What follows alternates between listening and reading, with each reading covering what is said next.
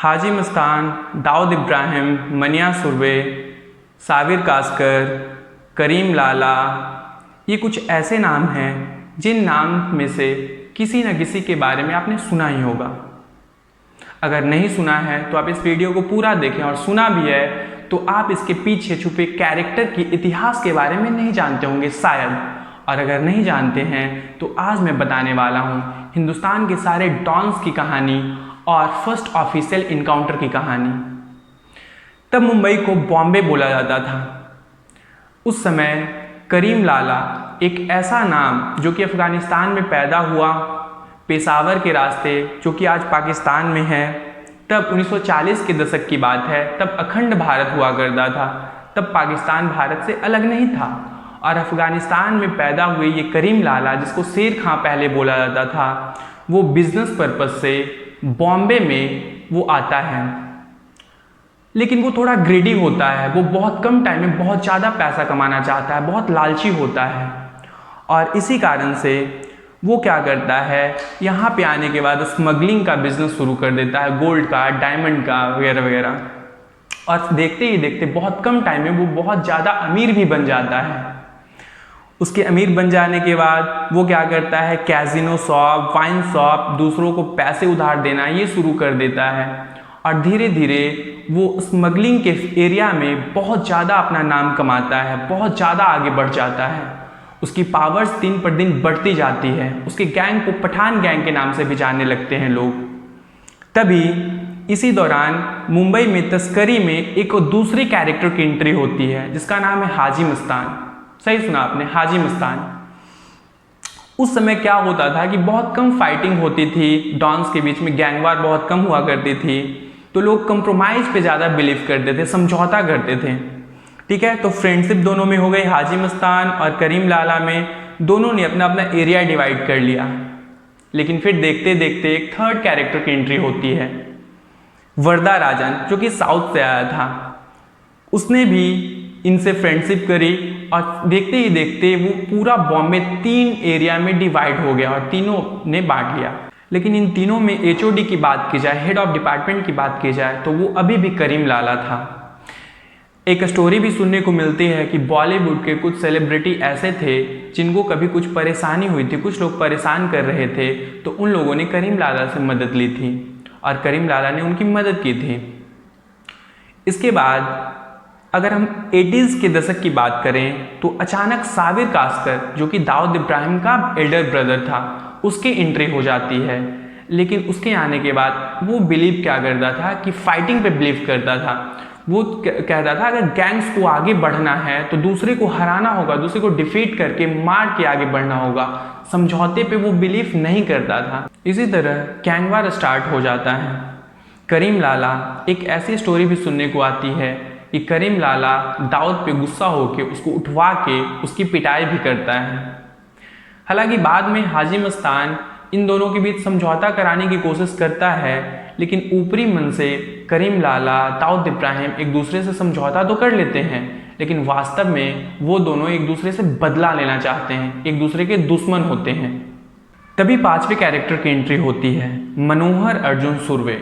महाराष्ट्र के रत्नागिरी में जन्मे, एडमिशन जिसकी कीर्ति कॉलेज में होती है, BA में 76 मार्क्स के साथ पास आउट हुआ एक ब्रिलियंट स्टूडेंट मनोहर अर्जुन सुरवे, इस नाम को आप याद रखना। जिसका एक स्टेप ब्रदर भी था, सौतेला भाई, जिसकी क्राइम की दुनिया से थोड़ी बहुत ताल्लुकात थी। उसके बाद मनोहर अर्जुन सुरवे की दोस्ती अपने उस स्टेप ब्रदर से काफ़ी अच्छी थी। इसके बाद स्टेप ब्रदर के साथ मिलके वो अपने सौतेले भाई के साथ मिलके एक छोटी मोटी क्राइम्स करना शुरू कर देता है, और देखते ही देखते एक मर्डर हो जाती है उससे। उसके बाद कोर्ट में उसे पेश किया जाता है। कोर्ट में उसे 14 साल की सज़ा सुनाई जाती है। पुणे यरवदा जेल में वो रहता है और वहाँ पे कुछ कैदियों के साथ वो फाइट करता है। इसके बाद 9 साल की मशक्क़त के बाद वो किसी तरह से जेल से फरार होकर बॉम्बे चला जाता है। बॉम्बे में जाने के बाद वो चाहता है कि वो भी किसी गैंग में शामिल हो जाए या फिर अपना गैंग खुद बनाए, लेकिन वहाँ किसी गैंग में जगह ना मिलने के बाद वो छोटी मोटी क्राइम्स करना शुरू कर देता है, छोटी मोटी चोरियाँ करना शुरू कर देता है। उसके दोस्त उसका नाम बदल के मनिया सुरवे रख देते हैं। जब ये बात पठान गैंग को पता चली तो उसने दाऊद इब्राहिम के बड़े भाई साबिर कासकर से बदला लेने के लिए मनिया सुरवे को हायर किया।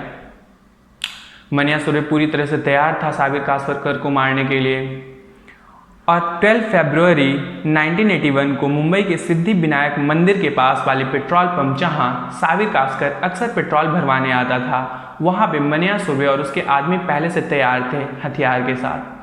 और साबिर कासकर के आते ही अंधाधुंध गोलियां चलती है और मनिया सुरवे साबिर कासकर को मार देता है। शक पठान गैंग पे जाता है। दाऊद को जब ये बात पता चलती है तो वो बहुत गुस्सा हो जाता है और वो पठान गैंग से बदला लेने की ठान लेता है और धीरे धीरे उसे पता चल भी जाता है कि ये काम मनिया सुरवे ने किया है। धीरे धीरे मनिया सुरवे का गैंग बहुत ज़्यादा ग्रो करने लगा, बहुत ज़्यादा वो लोग क्राइम करने लगे, जिससे पुलिस काफ़ी ज़्यादा परेशान हो गई और उसने एक हार्ड डिसीजन लिया इनकाउंटर का। वो चाहता था कि मनिया सुरवे का इनकाउंटर कर दें, लेकिन मनिया सुरवे बहुत ही ज़्यादा इंटेलिजेंट था। वो अपना जगह हमेशा बदलता रहता था। पुलिस उसको ढूंढ नहीं पा रही थी और साथ ही साथ मनिया सुरवे बहुत ज़्यादा एग्रेसिव भी था। जब भी उसकी पुलिस के साथ मुठभेड़ होती थी वो गोली चलाने में नहीं हिचकिचाता था। दाऊद का भी एम था मनिया सुरवे को मारना, बदला लेना, इसलिए दाऊद पुलिस के साथ मिल गया। 11 जनवरी 1992 को दाऊद की एक खबरी ने पुलिस को इन्फॉर्म किया कि वडाला एरिया अंबेडकर कॉलेज के पास अपने गर्लफ्रेंड से मिलने मनिया सुरवे आने वाला है, तकरीबन दोपहर के 1:30 बजे। और पुलिस की 18 मेंबर की टीम वहाँ पहले से सिविल ड्रेस में इंतजार कर रही थी।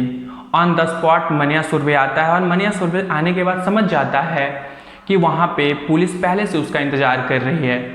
इस पे वो भी फायरिंग करना शुरू कर देता है। 5 बुलेट मनिया सुरवे के चेस्ट में लगती है और एक उसके नेक में। इसके बावजूद भी वो जिंदा था। फिर पुलिस उसे एम्बुलेंस में बैठाती है। एम्बुलेंस में बैठाने के बाद वहाँ से एक पास में ही 10 या 12 मिनट के रास्ते पे एक हॉस्पिटल था, लेकिन उस दिन ट्रैफिक भी नहीं थी। फिर भी उस एम्बुलेंस को हॉस्पिटल पहुँचने में लगभग आधा घंटा लगा। तब तक मनिया सुरवे नहीं रहा। पुलिस चाहती थी, अगर एक्चुअल यहाँ पे फैक्ट की बात की जाए तो पुलिस भी चाहती थी कि मनिया सुरवे मर जाए, क्योंकि 12 मिनट के रास्ते में आधा घंटा लगा, तब भी मनिया सुरवे जिंदा था। और जैसे ही आधा घंटा के बाद वो हॉस्पिटल पहुंचा तब वो मरा हुआ मिला। मनिया सुरवे के मरने के बाद दाऊद को बहुत ज़्यादा फ़ायदा हुआ। दाऊद और पठान गैंग के बीच बहुत ज़्यादा फाइटिंग होने लगी, गैंगवार होना शुरू हो गया और धीरे धीरे दाऊद की गैंग ने पठान की गैंग को धीरे धीरे वाइप आउट कर दिया, ख़त्म कर दिया। 2002 में करीम लाला की नेचुरल डेथ हो गई। इसमें दाऊद हिंदुस्तान छोड़ देता है। 1993 मुंबई सीरियल ब्लास्ट के पहले वो हिंदुस्तान से चला जाता है और आज भी हिंदुस्तान की कानून व्यवस्था को उसकी तलाश है। ये थी आज की कहानी। यहाँ तक वीडियो में बने रहने के लिए आपका बहुत बहुत स्वागत है।